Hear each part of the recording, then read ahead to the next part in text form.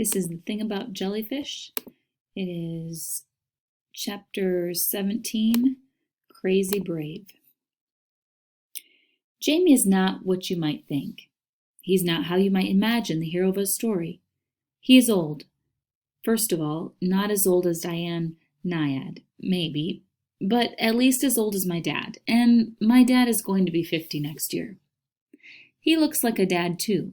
He has lines around his eyes and on his forehead, and his lower jaw is tucked under the rest of his face like a drawer that's been pushed in a teeny bit too far. There are a lot of gray hairs on his head, and when he wears what he calls his stinger suit, a nylon wetsuit that protects him from jellyfish stings, he kind of looks like a toddler wearing tight pajamas.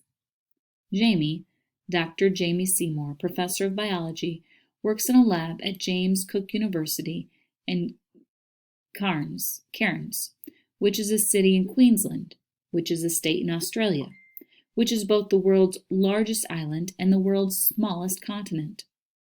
In Australia, people have seen spiders eat birds, centipedes eat snakes, snakes eat crocodiles, crocodiles eat children. There are killer ants that lunge at humans, an octopus that contains enough venom to kill 26 humans. Birds with such terrible claws, they sometimes rip the insides right out of full-grown people. You have to be crazy brave to live in Australia. I watch a lot of videos of Jamie. In the first video I saw him in, Jamie jumped into the water that was swarming with deadly jellyfish. I'm talking about jellyfish that could kill him in 3 minutes flat, like it was nothing at all. Jamie grabbed one of those jellyfish with his bare hands. 10 feet of tentacles swirled all around. All casual. He told a TV reporter that the jellyfish he was holding contained enough venom to kill 15 humans. I could see how nervous the reporter was. The reporter tried to smile nonchalantly. He cracked a joke, as if saying, "Haha, yeah, all part of the job." But I could see the way he leaned back, away from the animal, and couldn't really think of what to say. I could see the fear in his eyes. In another video, Jamie got into the water, and even though he was covered head to toe in a stinger suit, there was just a tiny little part of his face that was exposed. That was all it took. He was brushed on the lower lip ever so slightly, like a kiss from a tentacle he never even saw. He was brushed on the lip by an irukandji. An actual irukandji! Jamie had been filming for a television show when it happened, and they caught the whole thing on camera. I watched the report of the incident. After Jamie was stung, he writhed in pain for 2 full days, which is almost 3,000 minutes. When I calculated that, I tried pinching myself as hard as I could for exactly 60 seconds.